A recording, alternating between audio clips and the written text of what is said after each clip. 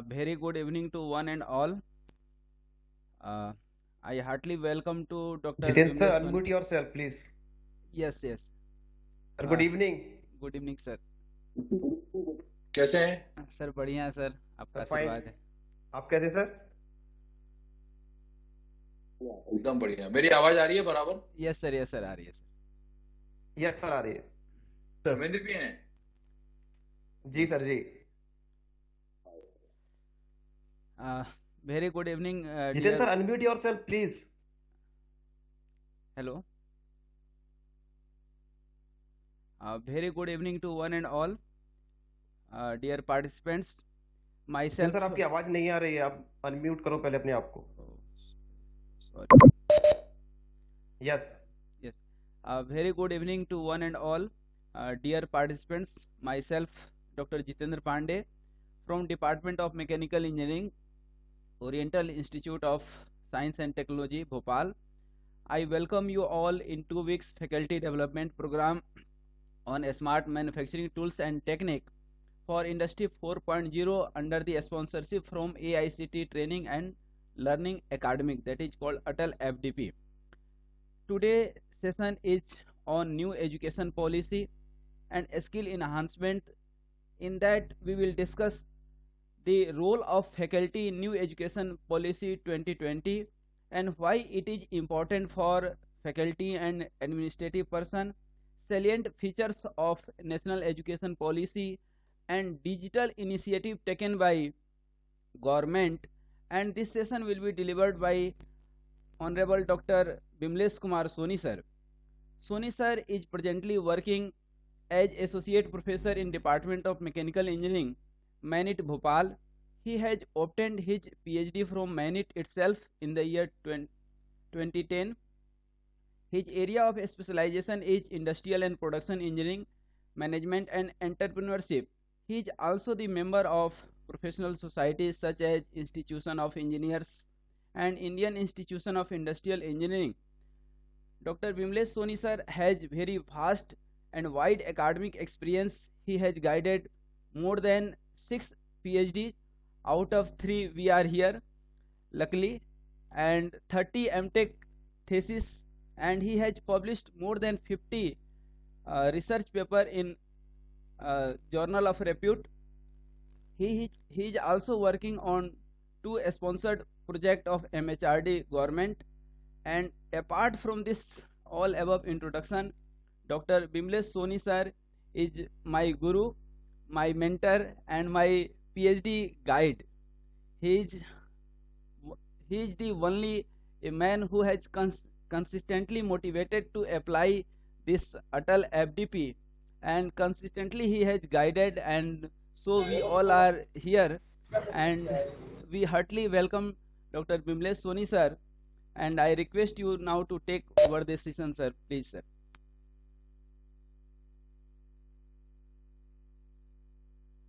Thank you very much, Dr. Jitendra Kumar, Dr. Dharmendra Tyagi. Who else is there from among our family, Jiten?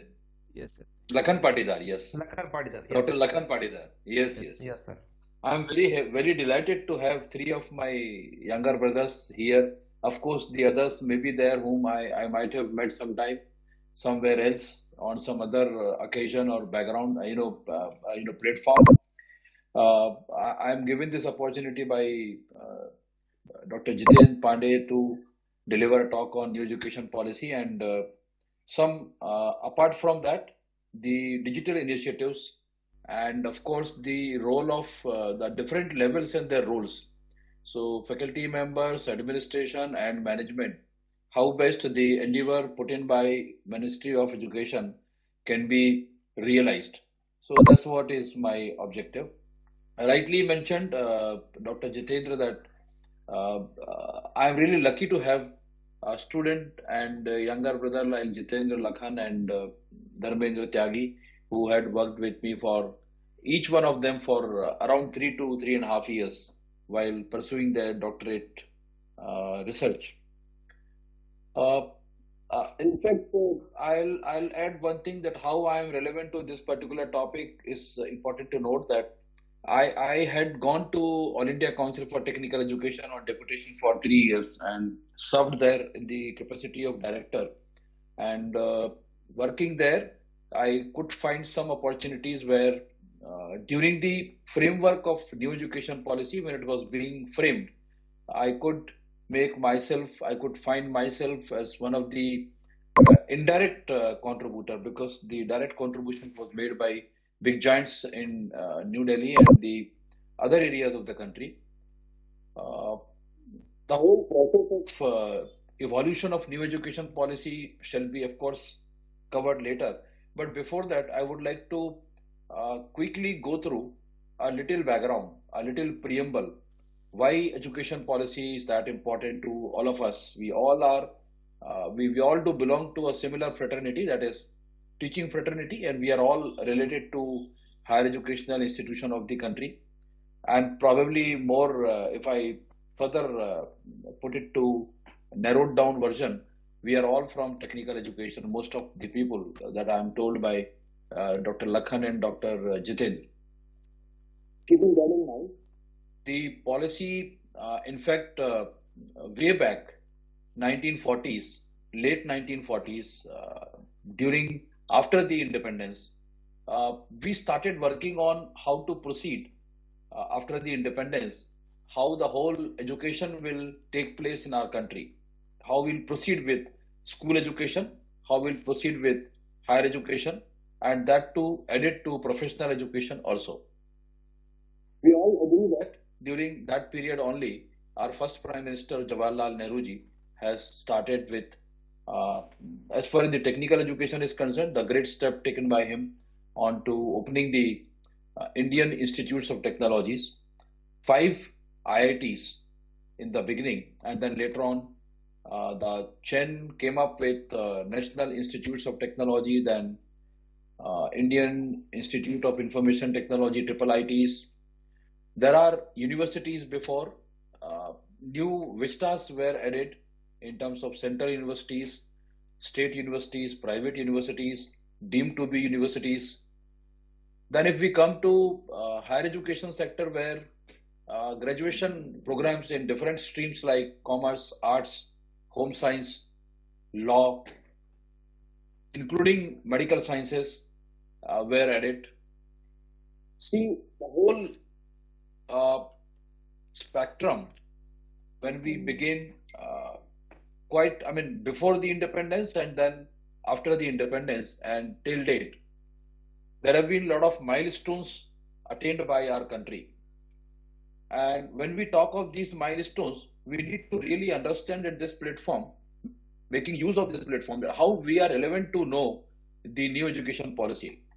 I appreciate All India Council for Technical Education, the Atal Academy, that every Atal Academy sponsored FDP, there will be a compulsory input on new education policy 2020, along with the other peripheral inputs, which are going to support the participants in developing their understanding, as well as they can identify their roles, so that the endeavors of the present government of India may be realized.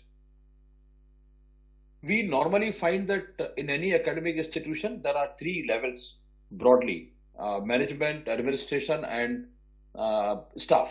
So when we talk of staff, here we'll be talking of the teaching faculty members. So teaching faculty members, most of us who are present here are teaching faculty members. That's what I'm told. When we management and administration, management is the part of the institution who usually decide, who usually fix the strategies, who usually adapt to the new vistas and new upcomings, upgradations and updations in different policy matters, either coming from Government of India, Ministry of Education, or coming from state government.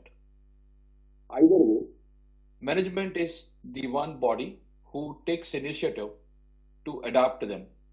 Administration is the part of the organization who usually ensure the correct execution of the decisions taken by the management. This is what we all know. and the execution would be successful and effective only once we at the level of teaching faculty ensure that whatever is expected out of our efforts, we are meeting them.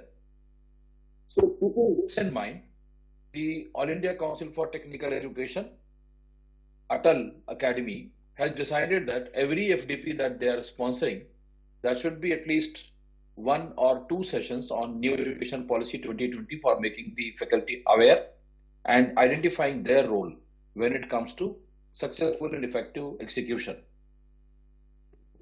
Around why the topic is relevant to us. With this background, when it comes to the role of faculty member, we all have been teaching. I am told that there are faculty members who are having experience, maybe more than 5-10 years experience.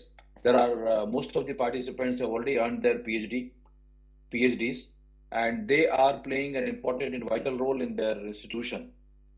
Whatever management and administration adapts out of the policies, in our case it is new education policy, as an implementer, as an executor, we are supposed to take certain actions, and before that we all are sure that when we are into transformation of knowledge to our students, we believe that whatever we are transforming has to be extremely effective.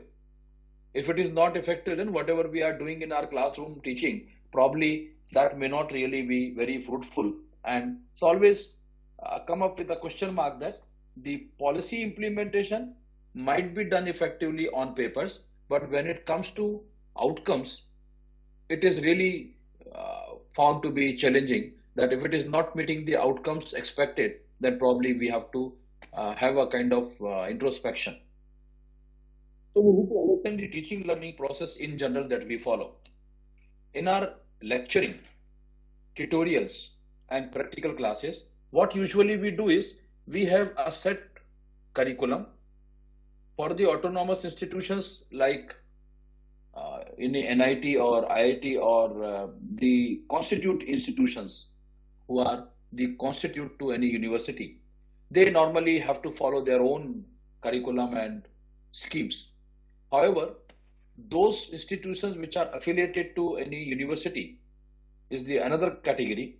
They are supposed to follow the curriculum and the schemes evolved by their parent university, their affiliating university. In the whole process, usually what happens is, if we have got academic autonomy, probably we can always be extremely sensitive and flexible to meet our requirements by revising our syllabus and curriculum very frequently. If suppose sometimes if it is not happening, then probably we are at fault and it goes to the affiliating university if it is an affiliated body. In such cases, the universities have to take a call, and in such a way that the policies which have been already adopted are going in right pace as far as the outcome based education is concerned, and the outcome is to be measured. Talk about measurement of outcomes, we normally take concurrence of National Board of Accreditation. National Board of Accreditation is another body who, following the Washington Accord, have evolved a lot of mechanisms to measure the outcome-based education being followed in any institution. But that only comes true when an institution make an application for NBA accreditation. However, I'll once again appreciate All India Council for Technical Education that in the year 2017, AICT has decided that by year 2022, if 50% of the courses of eligible courses are not accredited, the institution will not be able to continue with their approvals from AICT.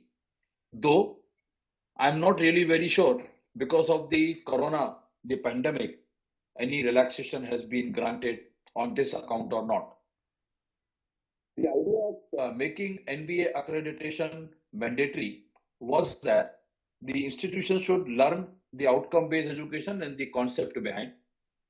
They should be able to frame the whole syllabus and curricula in such a way that they are going to meet the requirement of NBA accreditation for getting accredited not only for getting accredited and ranked, but rather to facilitate the students to acquire the best possible education in their institution. Keeping all this in mind, we thought that I thought that during my session on new education policy, giving away with some preamble and background, I would like to proceed with a little, couple of presentation. There are two presentations to be specific. One is on new education policy and the salient features. So we'll be passing through a couple of slides where the salient features have been picked out. It's a big document. However, with the help of All India Council for Technical Education and their experts, I took permission to make use of their presentation, and I'm making their presentation visible to you. I'm going to share my screen. Probably you all will be able to see that. You can take me through send me the feedback at the chat box. The visibility I'm just sharing. Let me open my presentation and share my screen. I'll be able to do that.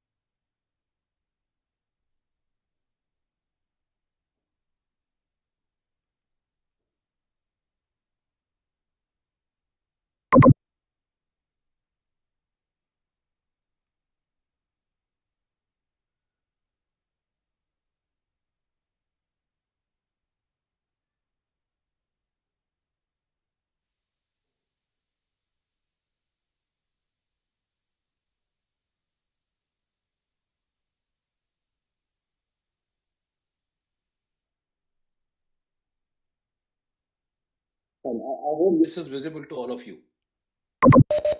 Yes, sir, it is visible, sir. My screen is fine, fine. So with all courtesy to All India Council for Technical Education, I stay there, and because we have been using this particular presentation being there, and even after I left AICT, I am permitted to make use of this presentation, which really elaborates the basic features on of the NEP 2020. So we'll run through the slides and we'll try to ensure that the things are made clear in such a way that we do understand the concept and evolution. We'll start with evolution. We run through the slides and we'll be passing through the takeaways, like what all is expected outcome if it is implemented the way it has been desired. So Webex use करती हैं क्या? they take up at their own. It is mandatory that they have some kind of bodies who are taking care of the education at different levels. So we had in our country, 1948, 1949, there was one University Education Commission which was established by the first Prime Minister, and the idea was that how we'll proceed once the Britishers have gone away. So that University Education Commission was the first step towards Education Commission or otherwise education policy. Secondary Education Commission came up in 50 to 53. The focus of this particular commission during 50 to 53 was about the secondary education that we normally learned when we are talking about the school education. There is one secondary level. So Secondary Education Commission. So along with the University Education Commission, we we were joined with Secondary Education Commission in 52-53.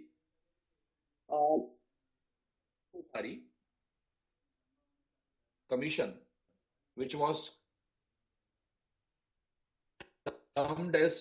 named as Education Commission, and this was established in 1964 to 66, and with some recommendations on updation on the university. This time, the title was given as National Policy on Education in 1968. The draft was presented by the competent authority after the approval of the competent authority, that is Education Minister those days, and finally it was launched, and it came in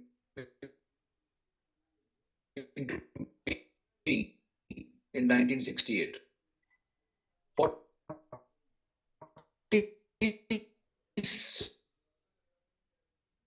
42nd constitutional amendment in the National Policy on Education took place in 1976, which was launched in 1968, with a lot of revisions, because as the time passes, with time there are a lot of requirements that change. There are a lot of scenarios takes place. Changes takes place. So National Policy on Education was again launched with all updations in 1986. Then it was modified in 1992, Program of Action in 1992. In 2016, there was a TSR Subramaniam Committee report which was launched, and the recommendations were about the need of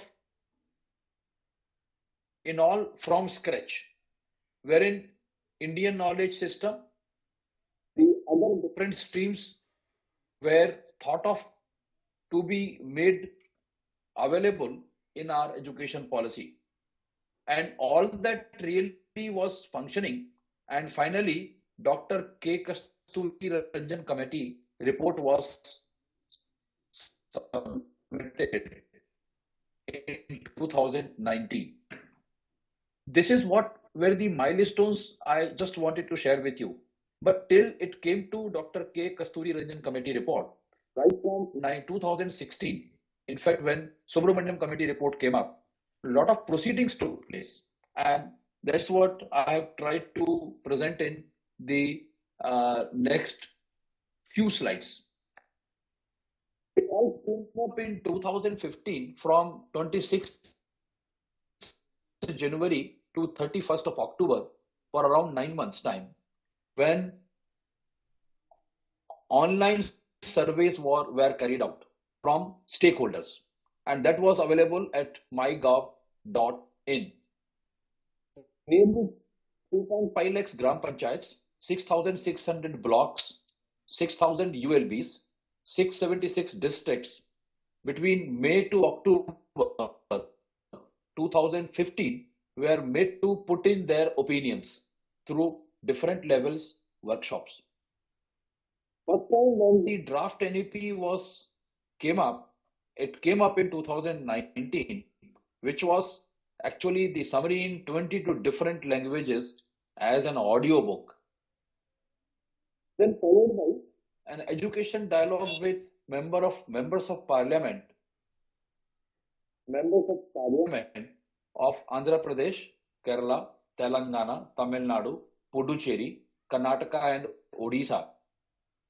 The whole idea was, in these South Indian states and Eastern states, the issue of medium of instruction, not only medium of instruction, the cultural diversity was to be taken care of while coming up with a national education policy.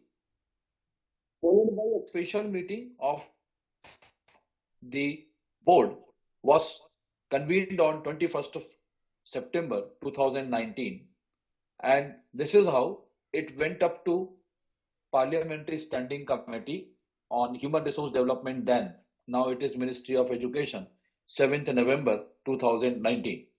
This is the whole journey beginning sometime in 2015, that is 26th January, ended up with a Parliament Standing Committee and their comments on 7th November 2019. This is how the rigorous exercise was really executed to bring up the new education policy.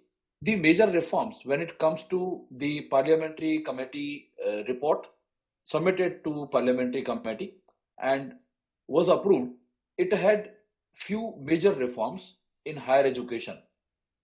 The country that was faced before, it was about GER, gross enrollment ratio, and it was reflected here that by 2035 we will touch 50% GER.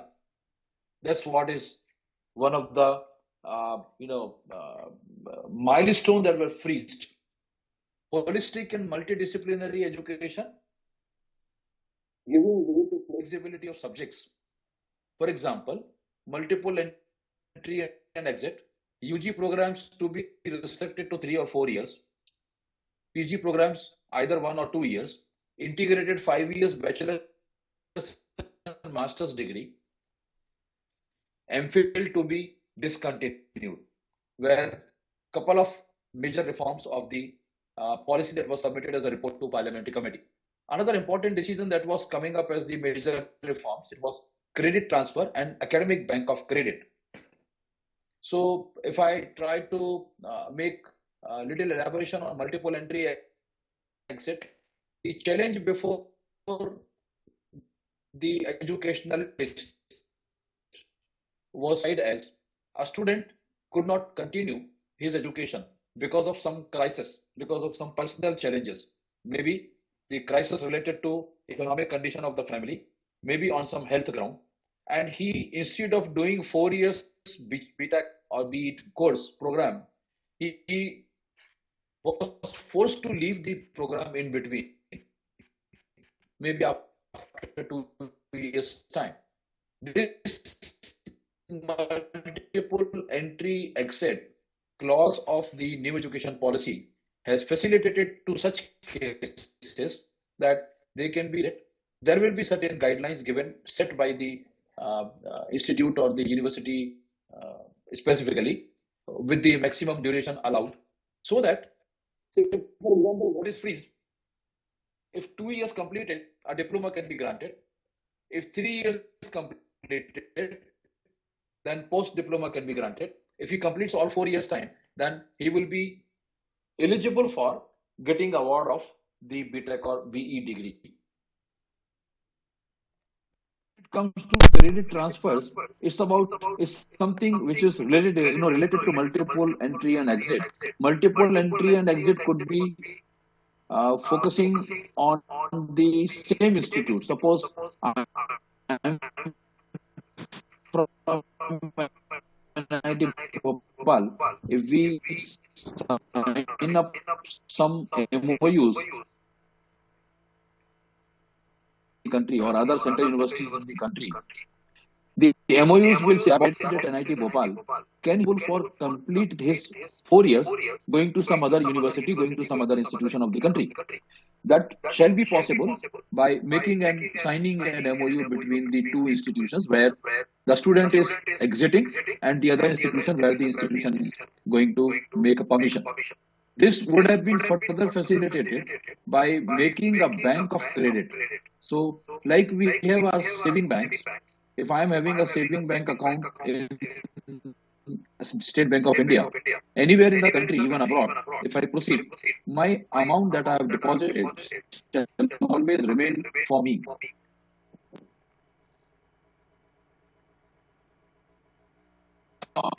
In any place of my country or even abroad.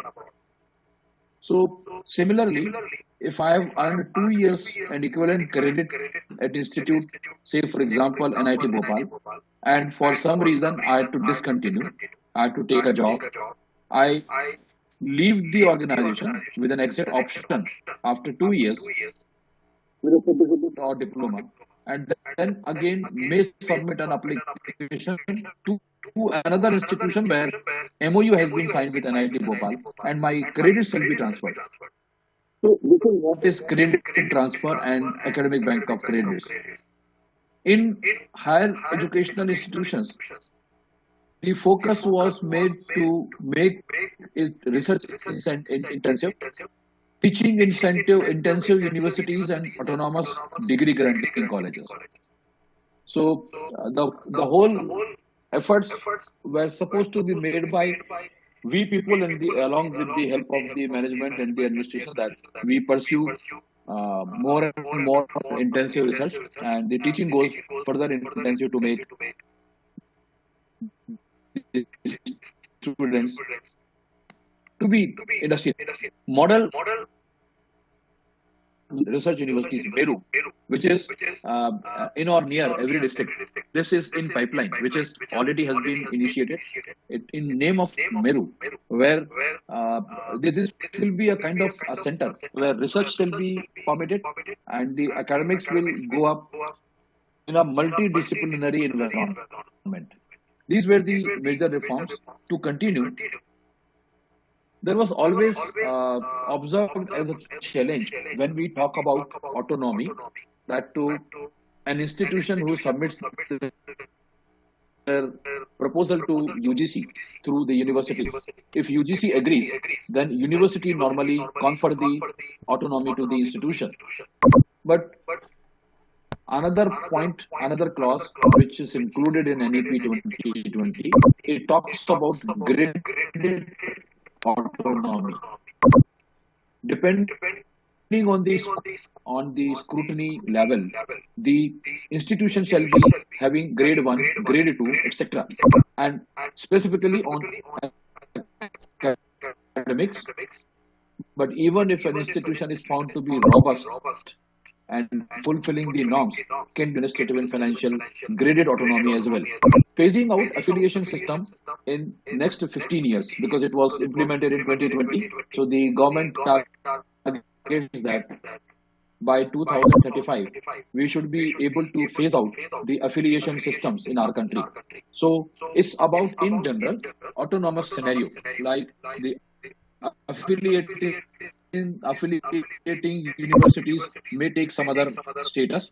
The institutions who were affiliating may go in some other format, and every institution will have a grade or the other level of autonomy. There will be a national mission on mentoring, because any institution, when they are in a phase where teaching troubles are, it is found that mentoring could be a good mechanism where near around at regional levels, institutions which are already established can become mentors to these new bodies. Independent board of governors, which is quite clear that when they need to have a management, which is obviously a board of governors, so regulator for higher education. So excluding legal and medical for all other educational systems, for all other degrees, for all other levels. Right now, what is happening in our country? We have All India Council for Technical Education for all technical programs.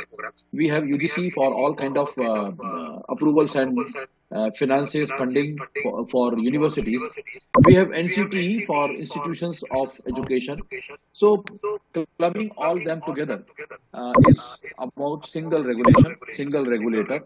So already in pipeline, and the missionary is working in such a way that we'll be soon having a body which presently is being called as HECI, Higher Educational Commission of India, HECI.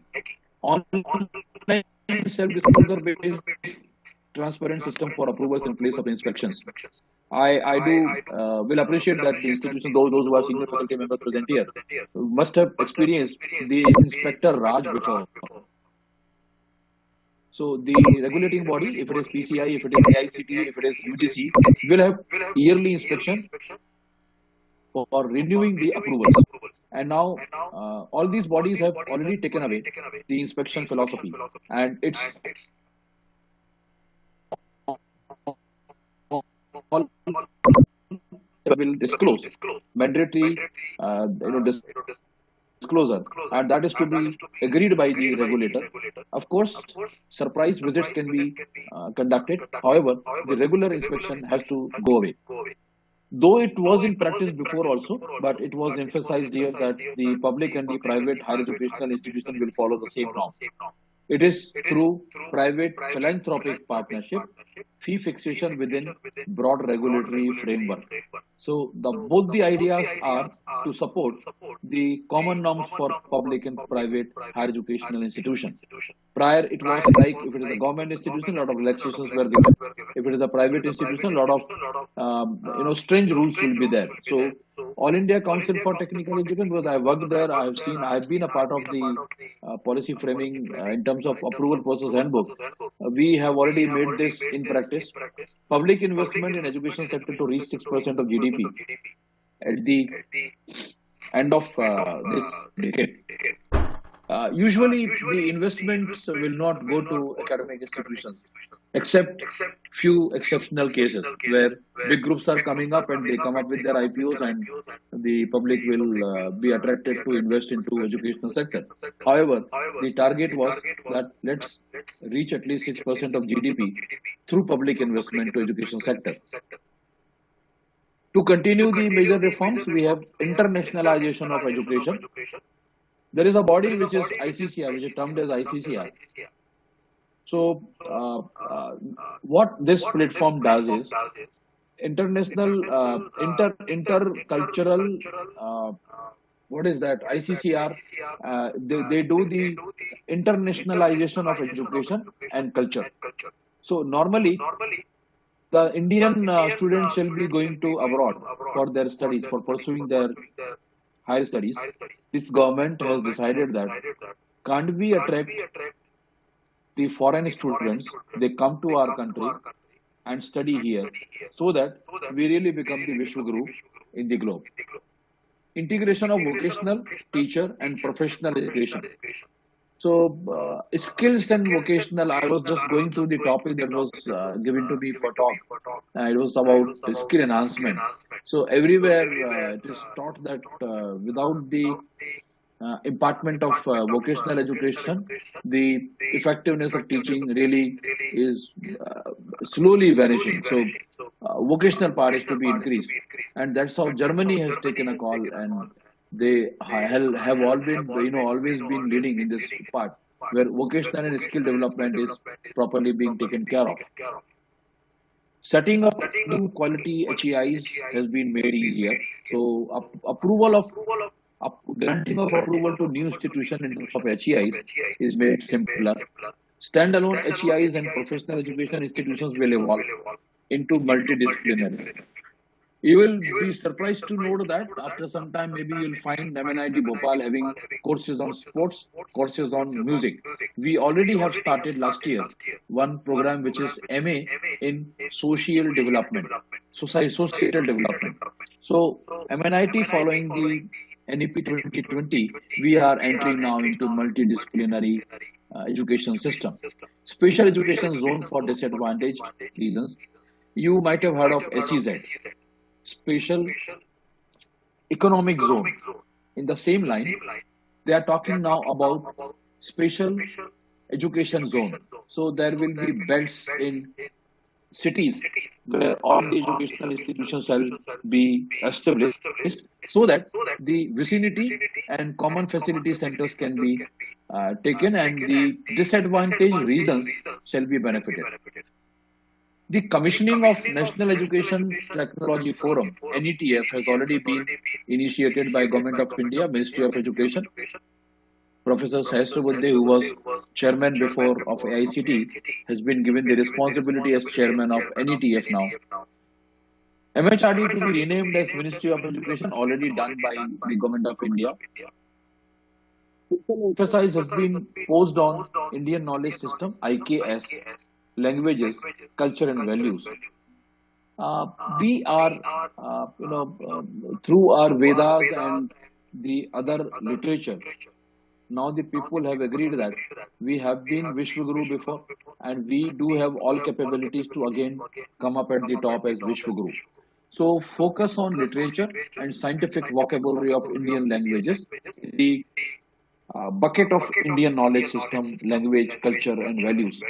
Language faculty, which was missing in almost most of the professional colleges, wherein apart from Indian languages, we have a lot of Indian languages which are, because of the diversity prevailing in our country, we need to have teachers in all languages. Research on languages, strengthening national institution for promotion of classical languages and literature. IITI, Indian Institute of Translation and Interpretation, is already in place. Cultural awareness of our Indian knowledge system, promoting traditional arts, Lok Vidya, through mass campaigning through all remote areas and the artisans available so that their work can come up to national and then international platforms. Higher education institution, school or school complex to have artisans in residence, artists in residence. So now, as music teacher, so like my institution will require to hire one music teacher wherein my students can always take courses on music also while going with flexible and choice-based credit systems. Use of technology in educational planning, teaching, learning and assessment, administration and management, regulation with self-disclosure and minimum human interface. These things exist maybe blessings in disguise. During the pandemic, we already have proven that we are not stopping despite of everything was under lockdown.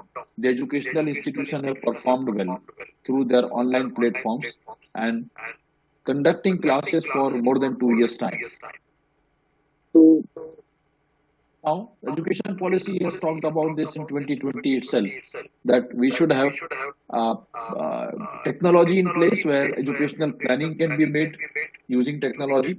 Teaching, learning, and assessment could be done in using technology and using different applications, softwares, administration and management, things like ERPs, things like examination management software, academics management softwares can be in place. Regulation. So most of the time, it has been repeatedly saying that the regulators will be keeping a faith on the institution and their self-disclosure. Hardly any minimum human interface so that even corruption can be stopped. Increasing access for disadvantaged group. Just like PWD candidates that normally we admit we are having limited resources to facilitate their education. Now, this education policy is talking about disadvantaged groups like blind friends, like our Divyang friends, so that the education softwares are such planned that they it's possible for them to pursue their effective education despite of whatever limitations they are carrying. E-content in regional languages. Here also I will like to appreciate All India Council for Technical Education who have taken a lead in initiative in translation work, and they are bringing the books and material on technical education in different regional languages.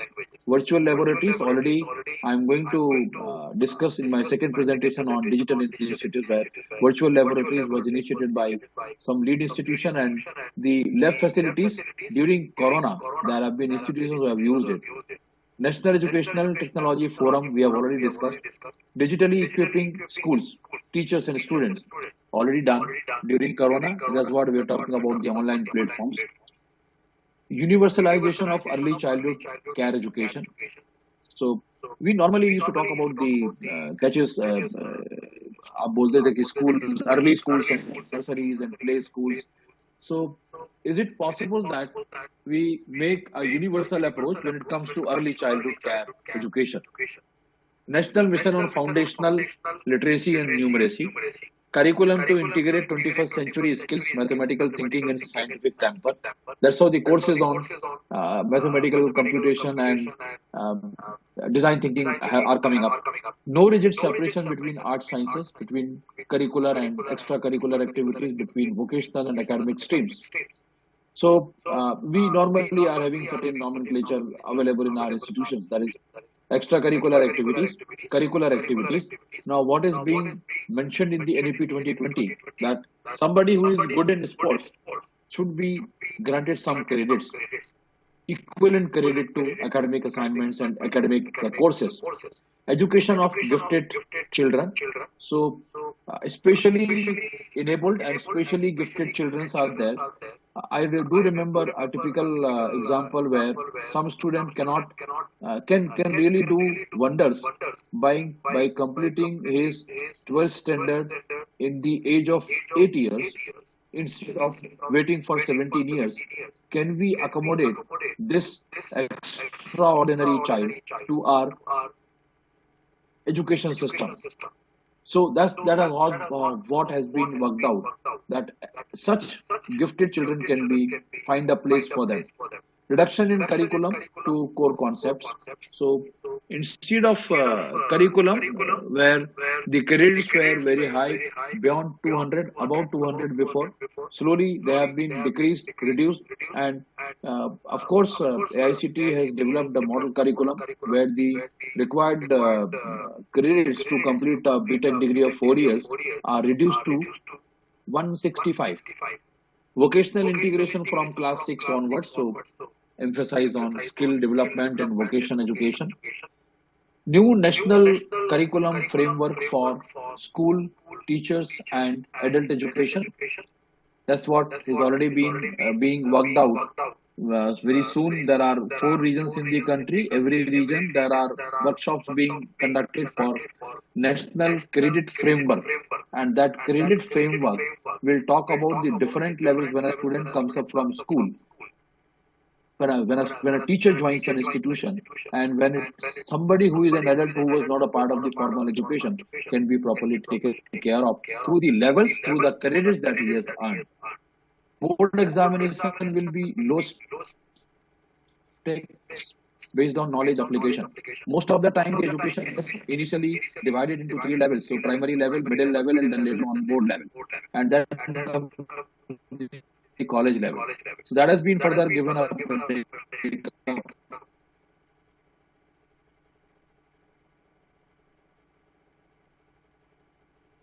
And it was board examination will stay. It will completely be based on the how do you apply the knowledge that you have earned from an institution. Medium of instruction till at least grade 5 and preferably till grade 8 and beyond in home language, mother tongue, regional language. The new education has made it possible that the institution like NIT Bhopal, we have already started teaching in Hindi. And I am really aware that medical education in the country is now going to Hindi language because that is our regional language. Similarly, Indian states have taken a lead initiative and they have come up with the teaching in the holistic progress card of child. I still remember that when we passed our school education, my report card will have only one side of the page where marks will be mentioned.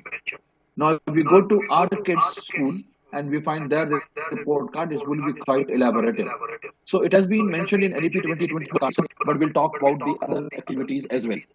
Tracking student progress for achieving learning outcomes.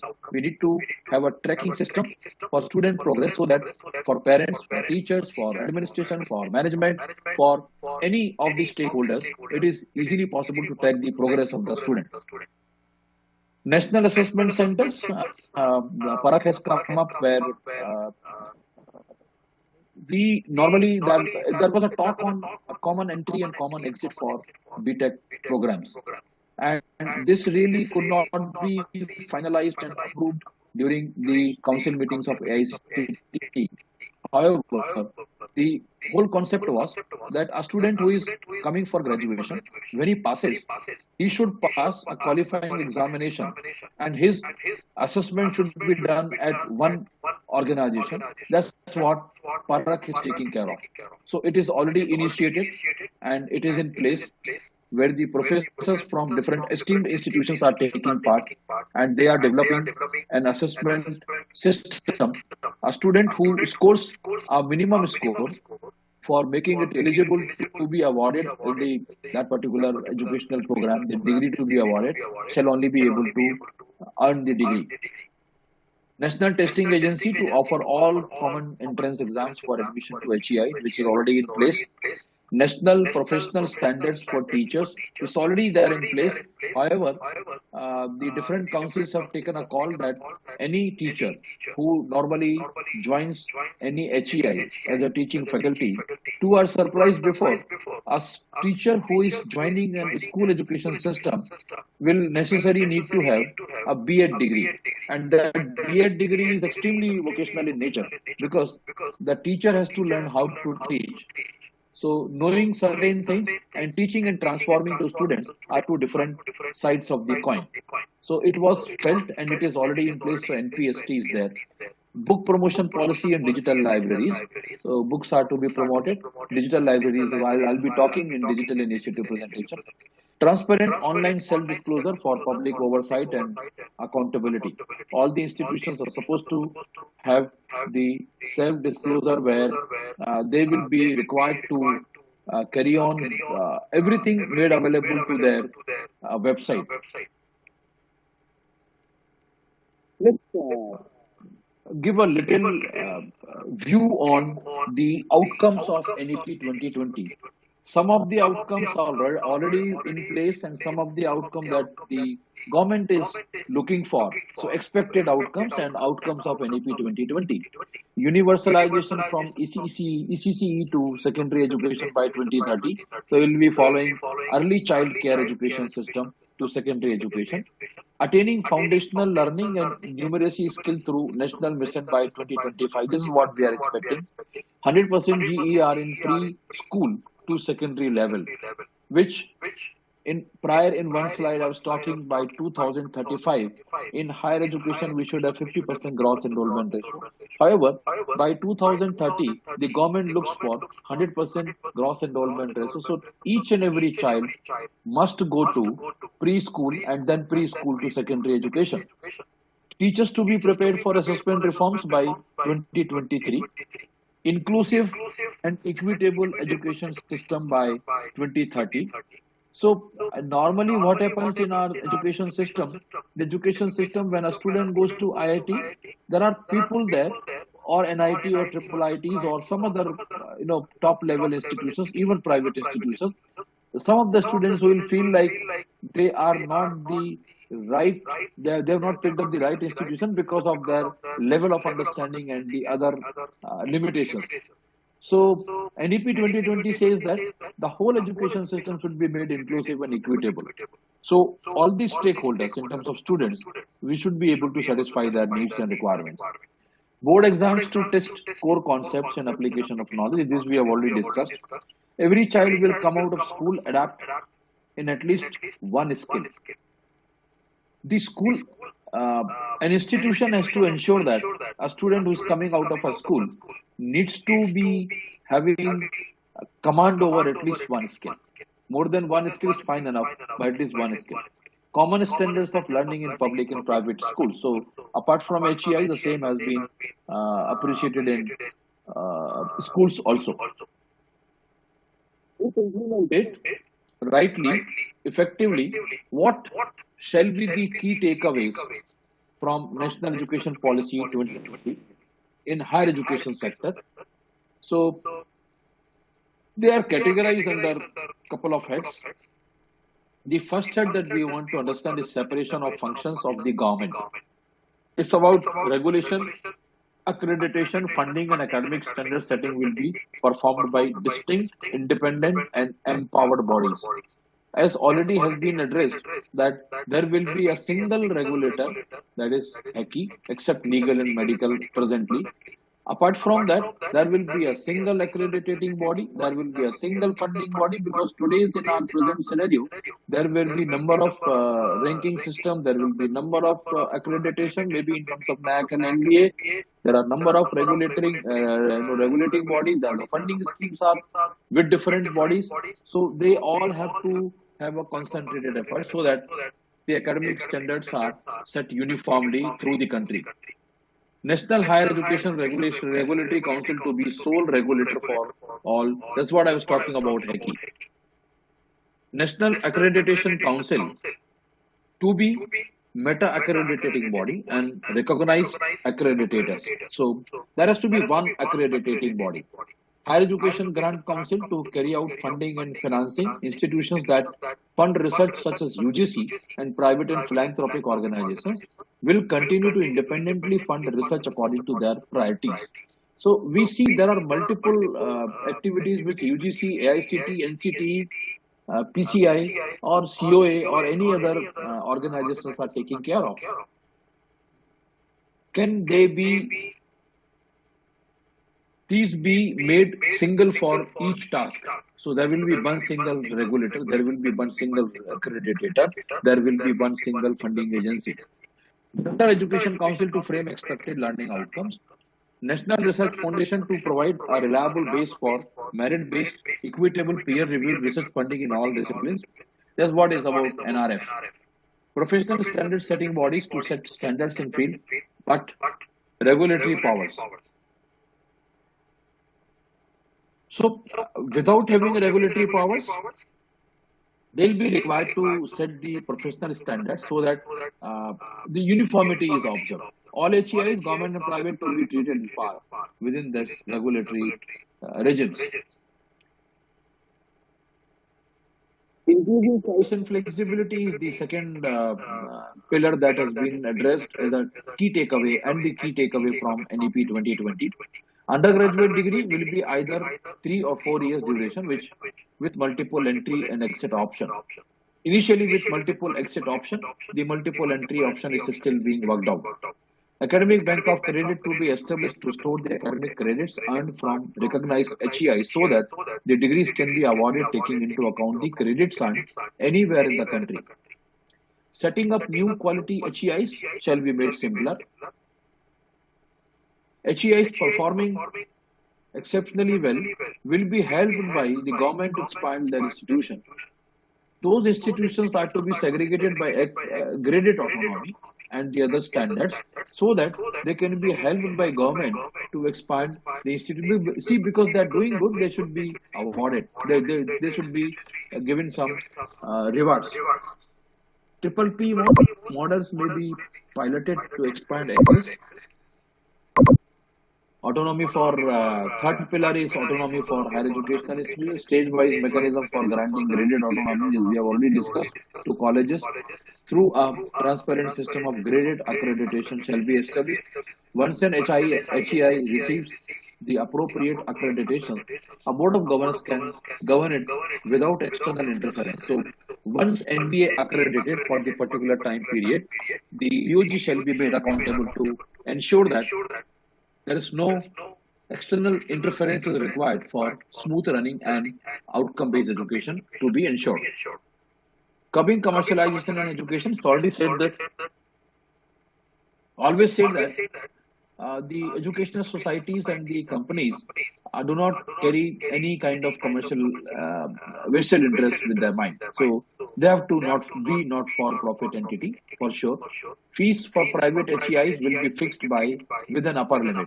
All fees will be fully disclosed and there will be no arbitrary increases during the period of enrollment of any student. So this is something known to all of us because we are in a teaching environment and we have seen that the student takes admission at one fee and later on the institution might increase the fee, which will not be permitted now following the NEP norms 2020.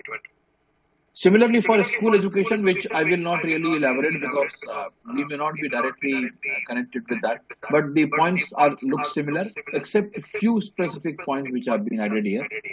I'll skip this school education matter. This is about the salient features of new education policy and the takeaways.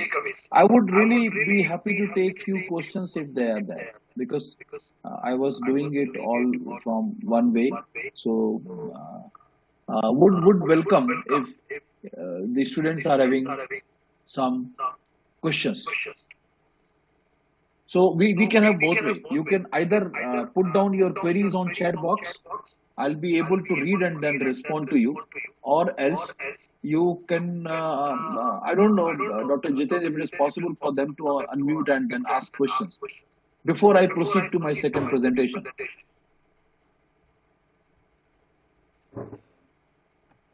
The host side.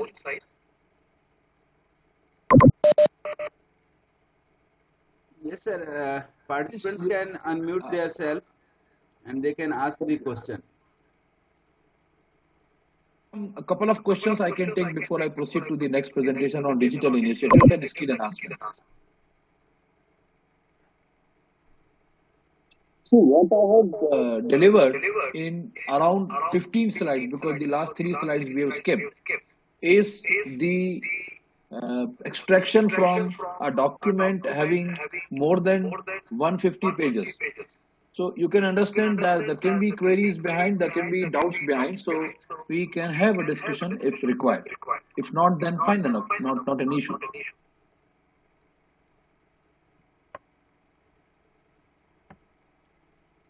Participants having any query, any question that you want to ask, please ask. Okay.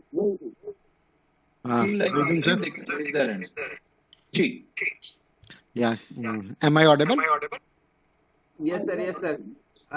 Just I would like to introduce Giri sir to you. No issue. I'll introduce. No issue. Yeah. Yes. Please.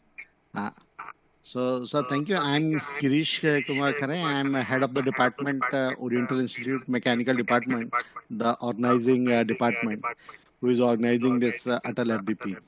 So, first of all, I thank you for this wonderful session that you have accepted our invitation and was here on time for today's lecture. So, I have a small query. You are talking about the credit transfer mechanism under the new education policy. So, first of all, the credit transfer will be between the MOU cases only, that the institutes have MOU. So the credit cannot be transferred if the institutes are not having or they have not entered into the MOU. I think I'll repeat it. What I said is, thank you, Girish ji, because it's nice talking to you. At least you have one query which is very, very important. See, normally when a policy comes up, there are a lot of things which are, it is difficult for everybody to understand, and you got a right point. We are struggling today in coming up on the portal where academic credit transfers could be made possible. I'm looking after academics as associate dean as well. So I have been struggling for the same. Though we have registered through DigiLocker on the Academic Bank of Credit. However, when we attended a workshop conducted by Ministry of Education, of course, the document also very clearly mentioned the methodology that it is not possible. Say, for example, a student who is pursuing his study at Oriental Institute of Science and Technology, and if he apply for an exit after completing maybe 2 years or 3 years, he is allowed to exit. After 2 years time or 3 years time, whatever is prescribed by the bylaws or by the ordinance of your organization, he may either come back to YST again for completing his education. The other option is, because he is not in Bhopal, he joins some job because of his economic crisis. He goes somewhere in Chennai and he connects with some another institution whom he applies following this NEP norm, that multiple entry exit followed by the academic bank of it. Sir, I am having these many credits in my account, so can you please give me invitation? It is, you have rightly mentioned, it will be only possible if the two institutions are following the uniform credit system. See, what is happening in our country in today's scenario. If I talk about the credit system of MNIT Bhopal, we look for close to 178 credits required to complete BTech degree. with almost equal distribution. Sometimes it is different for the final semester. Otherwise, in the all other semesters, we have equally distributed. Now, the courses that he is completing in 2 years' time may not be necessarily that he will be fulfilling the requirement of getting admission after taking exit from NIT Bhopal, going to Chennai to some other institution, or a student of OIST. So when an MOU is being signed, this is what can be taken care of. The MOU can be signed only between those institutions who do have a uniform policy on credits and the courses that are being taught during the different semesters and the different levels. So you have rightly pointed out, it is only possible between the institutions which are having MOU signed between them. Okay. That is, So, of course, in pipeline. Of course, in pipeline. Yeah. So the next question, which just you can say arrived, is because of the academic credit transfer. What you said, is there any framework going on to bring all the institute under a common credit system? Is there anything going on there? Yes, it is going on, sir. Just today only we received one letter from Ministry of Education that there is a workshop being held by Ministry of Education where experts from UGC, AICTE, and a couple of other bodies are going to deliver talks on National Credit Framework. The title of the workshop is National Credit Framework. This platform, there is something evolved already there in place. That phenomena, that whole process is to be shared with the leading institution first, which can percolate down. Suppose if somebody goes from RGPV to the workshop, to attend the workshop, when they come back, they'll be able to rework and revisit their curricula in such a way that it may be coming to close to uniformity as far as other institutions are concerned. So those endeavors are on. They are working on it, and because today only I got this letter, so an expert from our institution will be nominated by our institute of the level of dean or associate dean or professor who is working in academics. Similarly, maybe somebody will go from RGPD, somebody will go from the other universities as well. The whole idea is that uniformity will only be possible to bring in through these platforms. So that's being worked out. Okay, thank you. So once these credit framework policies are framed, the aspect for economical interest of private and government bodies would also be resolved, because the main hurdle for the credit transfer is the economical interest of the private institutions. Thank you, sir. Thank you very much. Okay, thank you very much. Thank you. You're always welcome. So, okay, fine. If that is done, then we'll be moving on to the another couple of slides that I'm carrying with me to share with you as I'm told.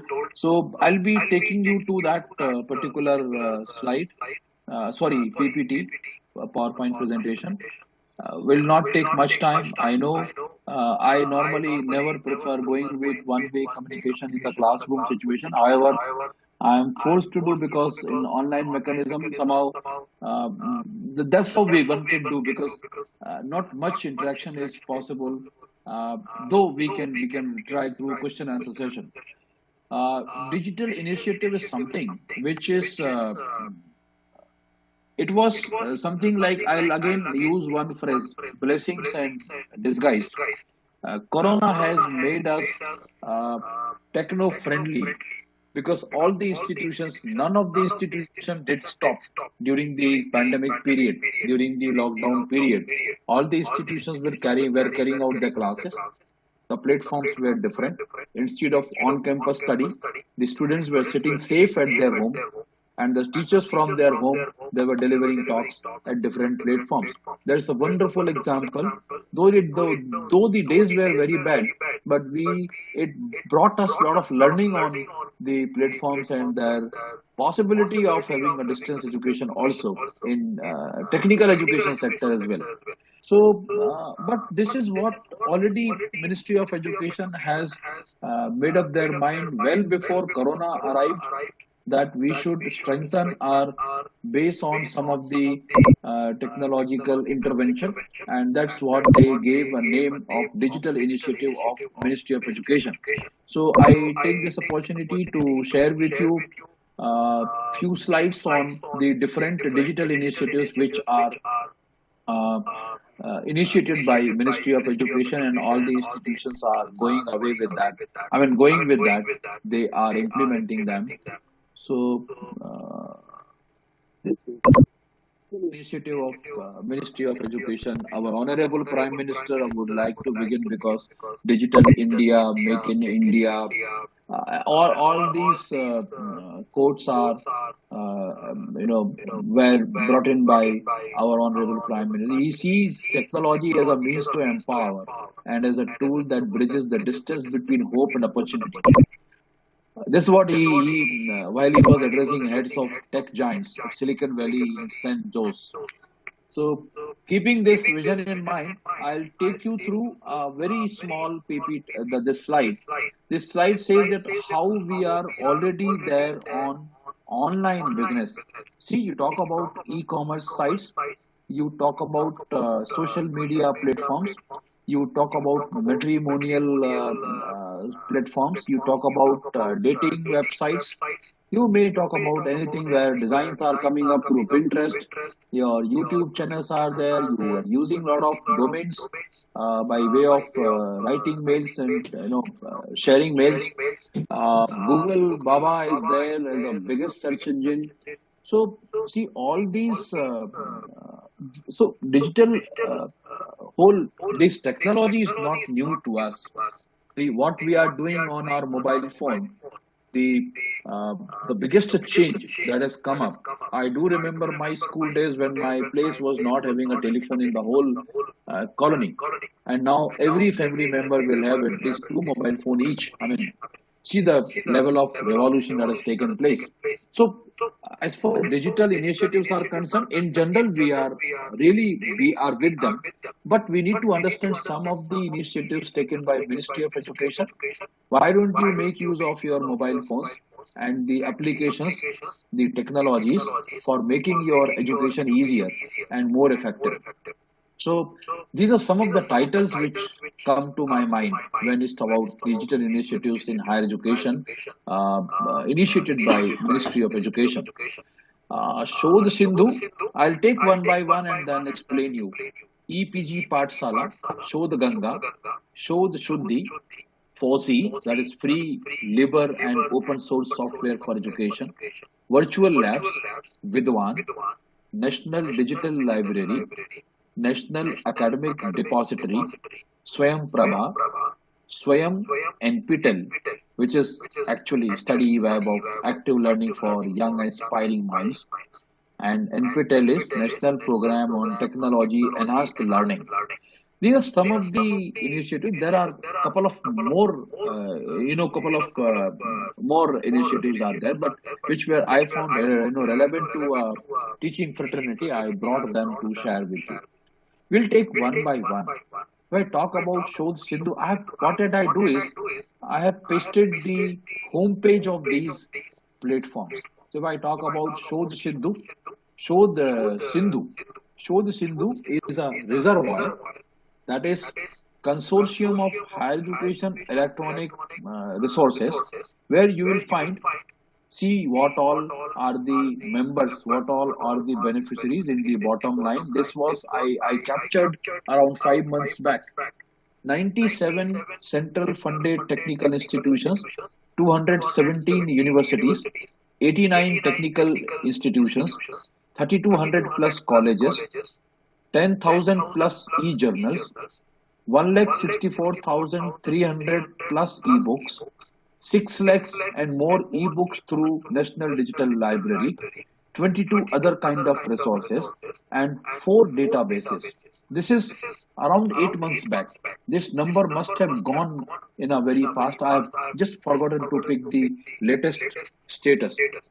This is the reservoir where it was actually initiated by Ministry of Education, and it provides access to e-resources to all these members who are registered with eShodh Sindhu. I believe that Oriental Institution of Science and Technology must have already registered, and the faculty members who are sitting here must have registered in the name of their institution.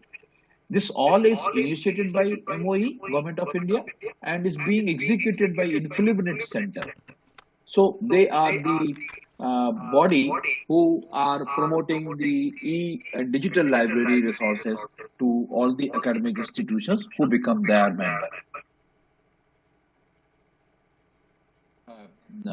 Now Ministry of Education has merged following three consortia to form eShodh Sindhu, that is UGC Infonet, it was before a digital library consortium, Enlist and Indust AICT consortium. These three are merged.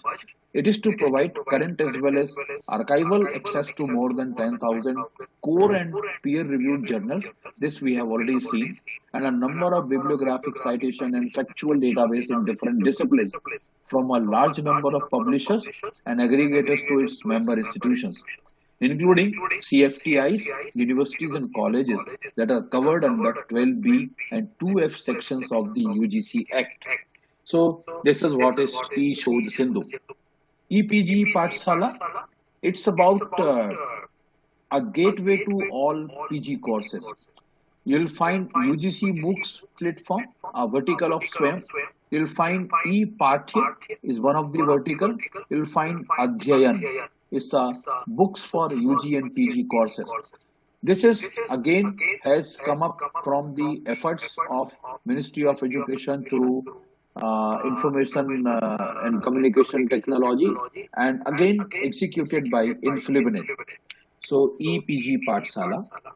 EPG Pathshala is an initiative of MOE under its National Mission on Education through ICT and NME ICT being executed by the UGC. The content and its quality being the key component of education system. High quality curriculum based interactive e-content in 70 subjects across all disciplines of social sciences, arts, fine arts and humanities, natural and mathematical sciences. E-Adhyan is about e-books. It's a platform to provide 700 plus e-books for the postgraduate courses. All the e-books are derived from EPG Pathshala courses. It also facilitates. UGC MOOCs online courses is one of the vertical to produce through different PG courses through SWAYAM and NPTEL. UGC is one of the national coordinator of SWAYAM. Similarly, ePathya, which we have already seen. We'll come to then another. I remember when I was pursuing my thesis, I was told by some of my friends that you go to so and so website, you'll find a lot of foreign universities who upload their PhD thesis and PG thesis work, dissertation work. So we really went through that and we found that a lot of inputs, the structure of a thesis, how it is being written can be seen. And now our own government of ministry has, again through Influminate, has taken a lead and they have come up with Show the Ganga. So I'll quote the example of MNIT Bhopal. We at MNIT have got registered with Show the Ganga.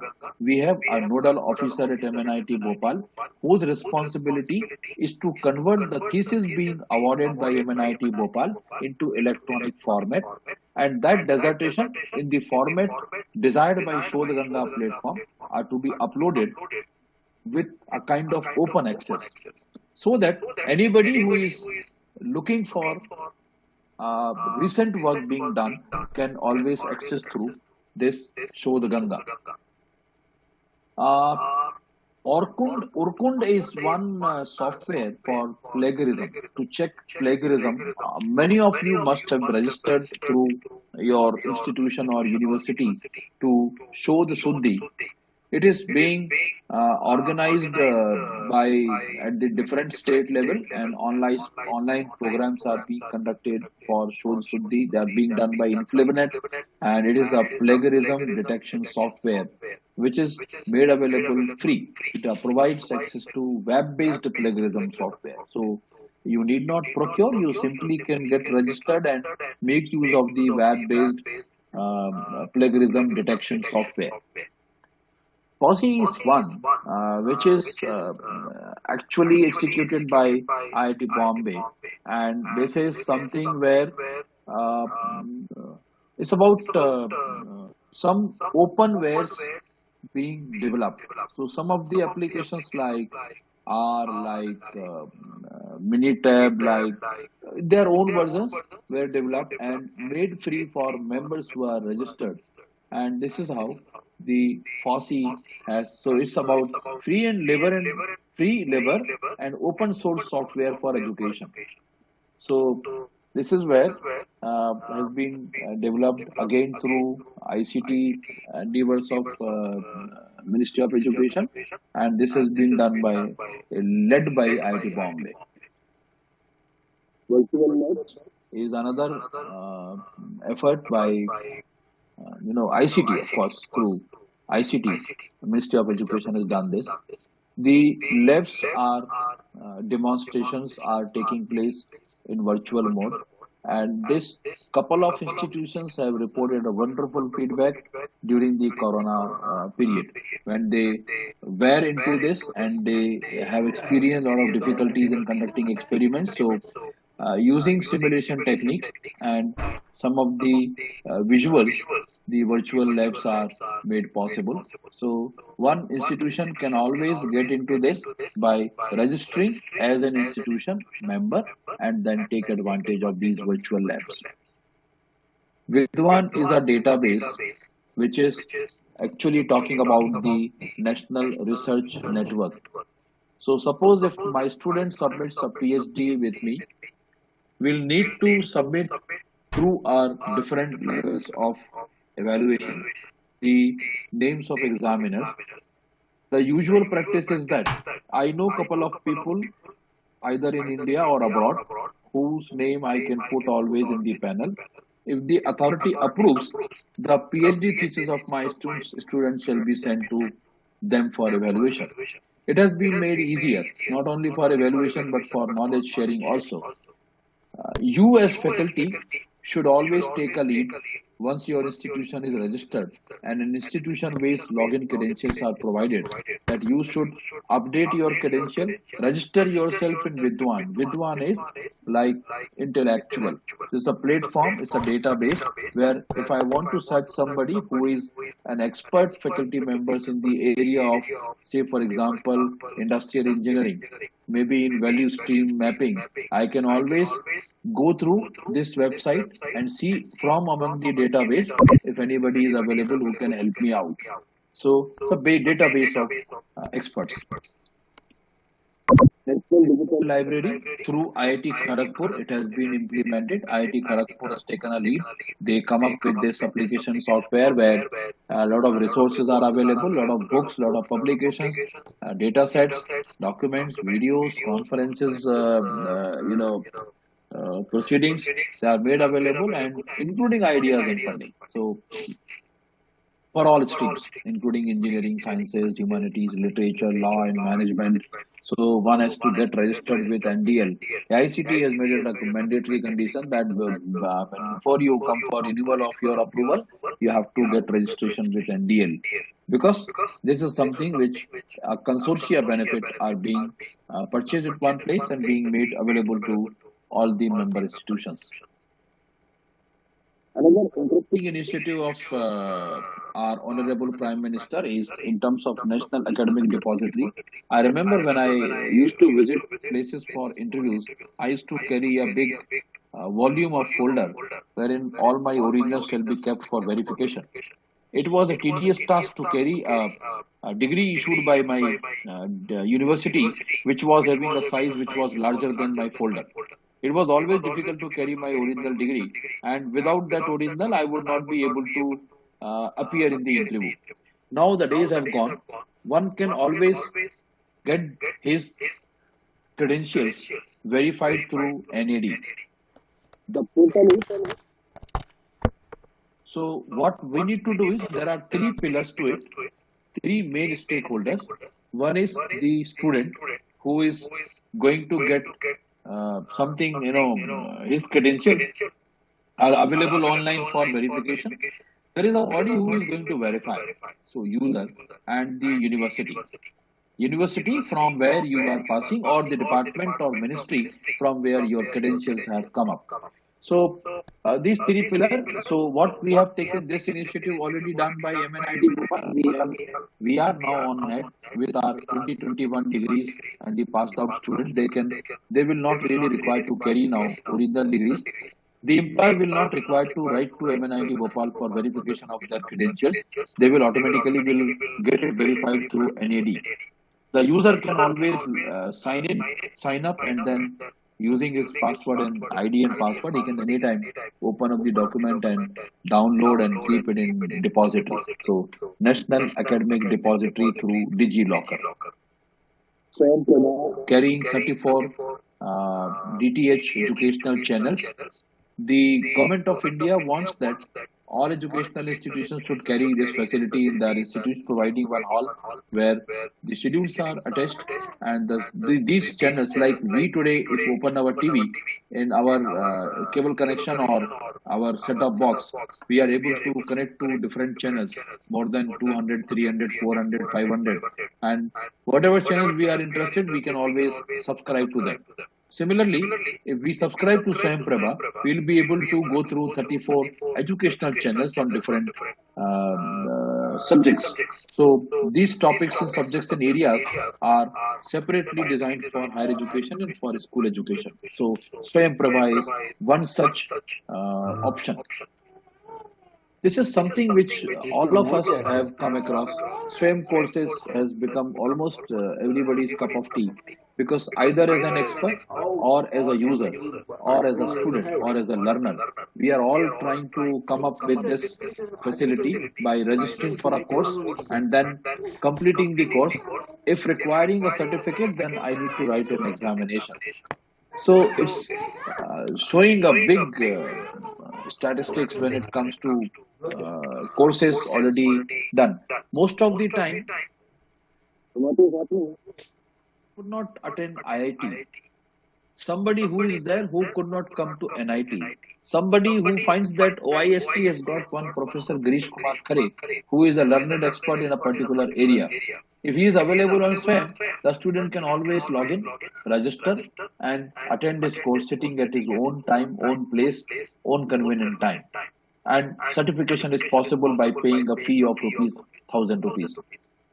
The whole story goes with there are 9 national coordinators to Swayam. NPTEL is one of the coordinators. UGC is one of the coordinators apart from others. IIT Madras is the nodal agency who is looking after NPTEL. And because that is, relevant to technical programs, professional engineering programs, so I'm talking about NPTEL, which is the national coordinator of Swayam. So one can look like another gazette notification by UGC, but before that by AICTE, saying that 20% of the credits can be compensated by such online MOOCs platform Swayam courses if somebody registers and completes the evaluation part. So we are making use of this facility for our students who normally are getting a semester-long internship for their during their graduation in 8th semester. They can go to attend the internship while skipping the whole semester. They'll be given a list of NPTEL courses available in that particular session. They can opt for equivalent courses. Suppose 5 courses are being run, 5 12 weeks courses they can take up, and those courses they have to clear by writing the NPTEL examination. If they submit a pass, those credits we are taking into account for making their final grade sheet. This is how Swayam has, NPTEL has made the life simpler for our own graduates. This is about NPTEL. I've already discussed about this. This is all about the digital initiative. Coming back to the group, because this is what I came with in my box to share with you. If any question the participants are having, they are most welcome. Opening to the open discussion.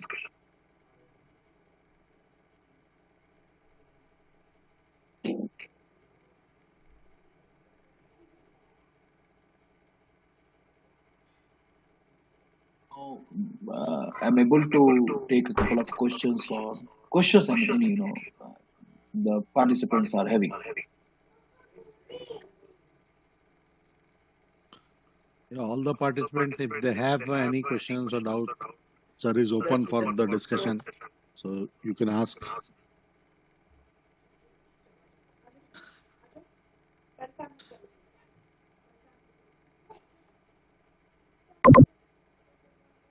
Yeah, Pankaj sir.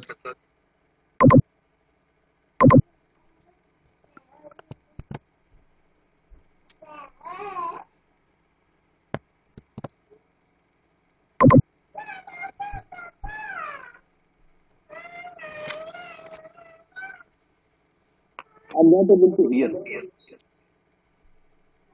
Yes, sir. Good evening, sir.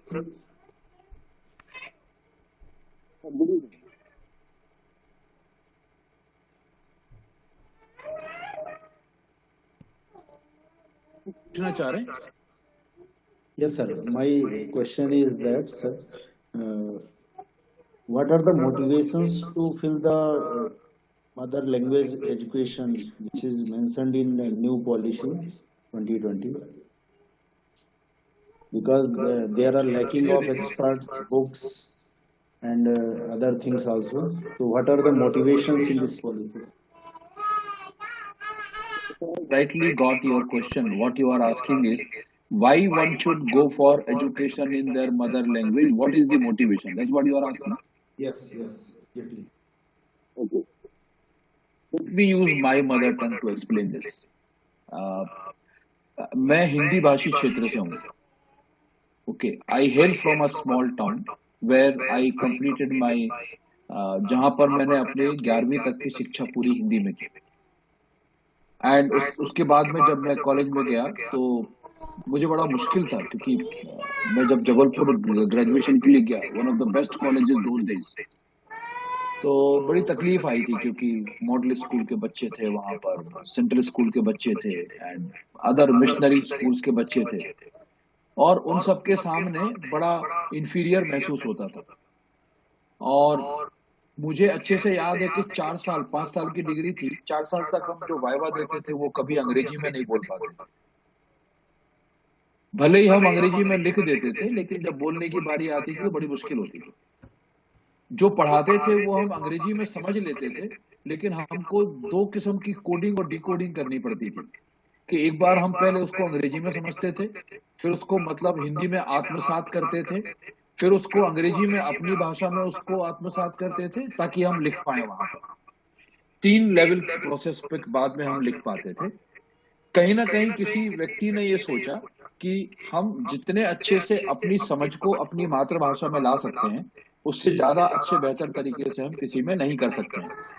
ये बात एक जरूर है कि एक common language होनी जरूरी है, लेकिन क्यों नहीं हम दूसरे देशों की तरह अपनी लैंग्वेज पर फोकस करें. तो शुरुआत करने के लिए जैसे हमने हमारे इंस्टीट्यूशन में एक सेक्शन फर्स्ट ईयर में, अभी हमने एडमिशन खत्म किए हैं, इसके पहले के साल हमने शुरू किया 2021 में, कि एक पूरा सेक्शन हम फर्स्ट ईयर में हिंदी भाषा लोगों के लिए रखेंगे. तब हमने ये कहा कि वो इंग्लिश या हिंदी दोनों में से किसी में भी मिक्स्ड लैंग्वेज में पढ़ेंगे, उनको वही फैकल्टी दी जाएगी जो दोनों भाषाओं में सक्षम हो, और कोशिश करेंगे कि उनको अंग्रेजी में भी हम सिखा पाएं और धीरे धीरे उनको अंग्रेजी में सेकेंड ईयर में ऑनवर्ड्स उनको अंग्रेजी में ही जाना पड़ेगा. मोटिवेशन ये है कि आपने कहा कि कोई लिटरेचर अवेलेबल नहीं है, तो ऑलरेडी काम चल रहा है और आज की तारीख में अगर आप में से कोई आरजीपीवी से हो तो वो इसे वेरीफाई कर सकते हैं. RGPV has become one of the nodal centres for facilitation of for making facilities to translation work of technical books, professional books on professional basis. AICT is providing funding and rewards to the people who are giving up the translation work.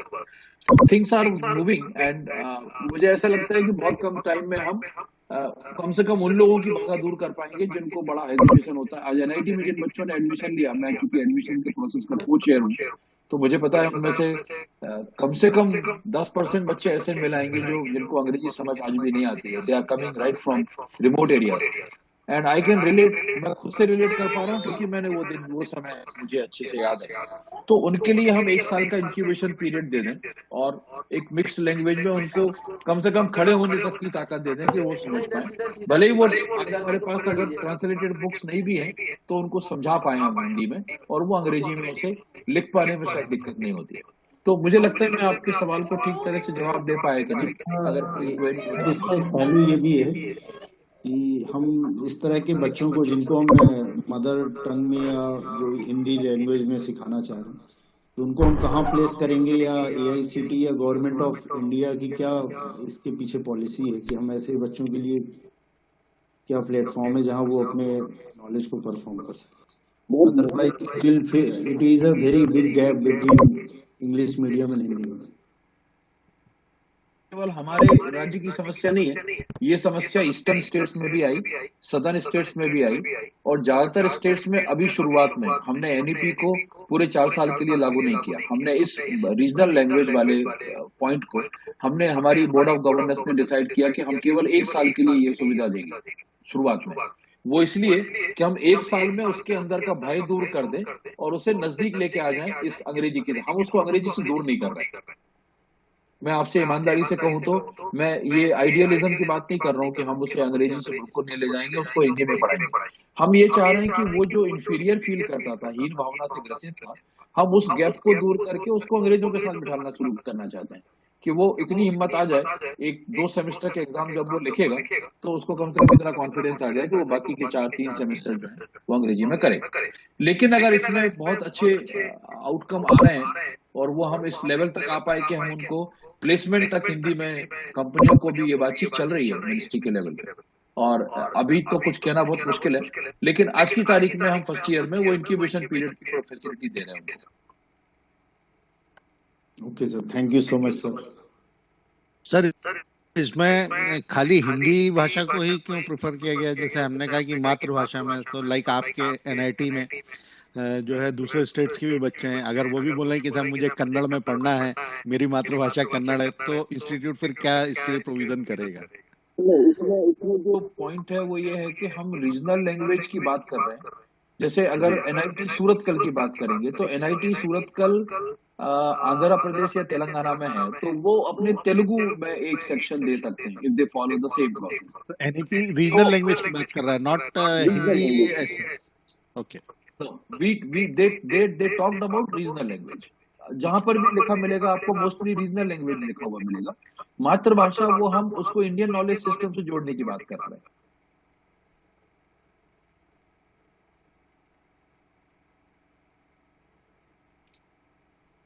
Very good evening sir, Rajesh here. Sir दिक्कत सिर्फ education system वाली यहाँ खत्म नहीं होती sir. Most of the competitive exams में, gate जैसे exam में इंग्लिश को इतना इम्पोर्टेंस दे रखा है। हर तरह के छोटे बड़े कॉम्पिटिटिव एग्जाम में इंग्लिश का एक अपना सेक्शन चल रहा है, तो कहीं ना कहीं वो भी चैलेंज है sir.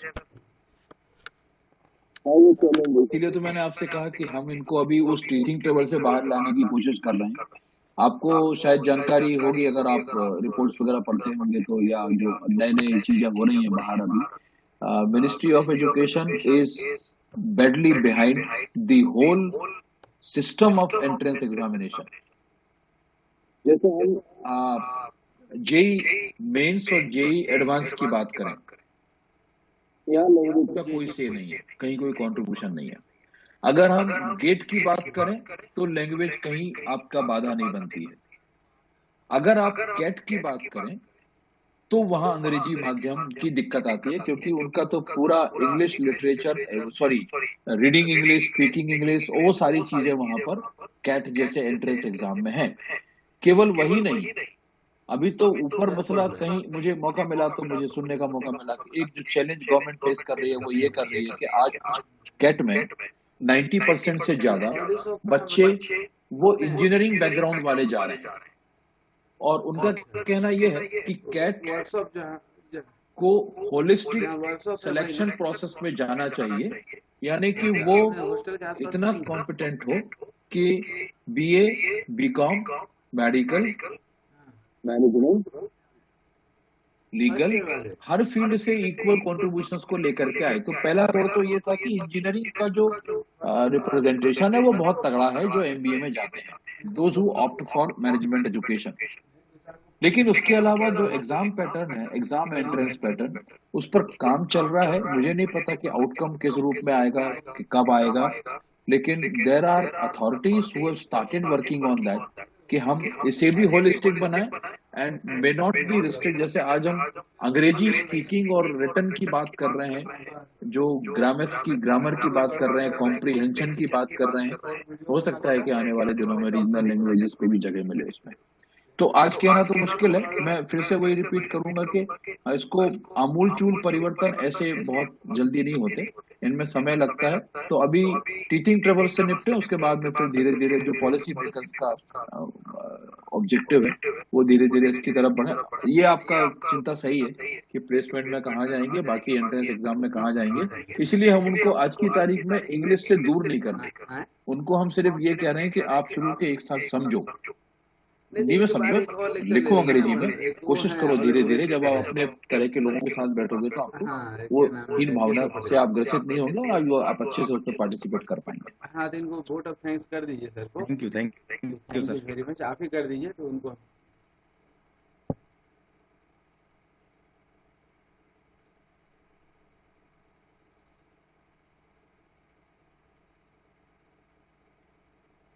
Sir I think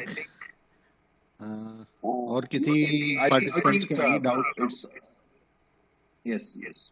So I'll from my side, Khare Sahab, with your permission, what I wanted to cover from my side is already done. Yes, sir. So I'm really grateful to the host, organizers, Oriental Institution of Science and Technology, the coordinators, my own younger brother Jitendra and his team, Dr. Girish Kumarji, who was present during my talk. I'm really thankful to all of you for bearing with me for more than almost 1 hour 50 minutes time. It is our privilege that we had a chance to listen to your wise words, और आपने जो भी बताया बहुत अच्छे से explain किया, because बहुत सारी चीजें ऐसी थी like for digital initiatives, some of the things we were not even aware of.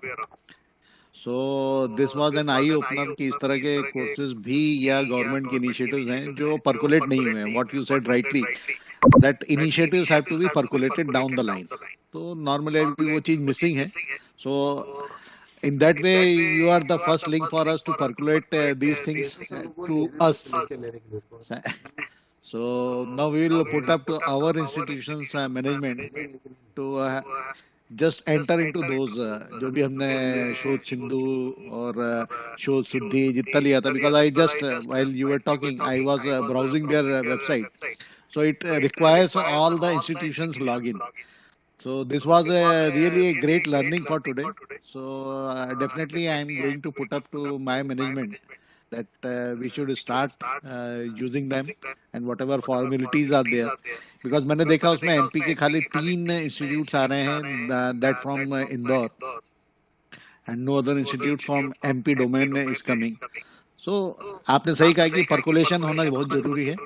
So thank you sir for today's percolation of this great knowledge, and we are really thankful to you for your wonderful session and look forward, and I take liberty that we will be bothering you for in the future also if we have any doubt or questions or we require your assistance on this.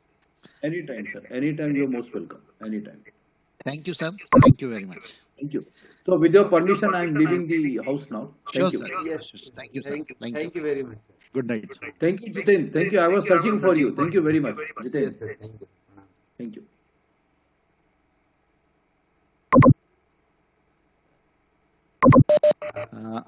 After 10 minutes break we will have another session. Yes sir. Is it right, Jitendra? Yeah. Yes sir. We will take 10 minutes break, and then after we will discuss some other session.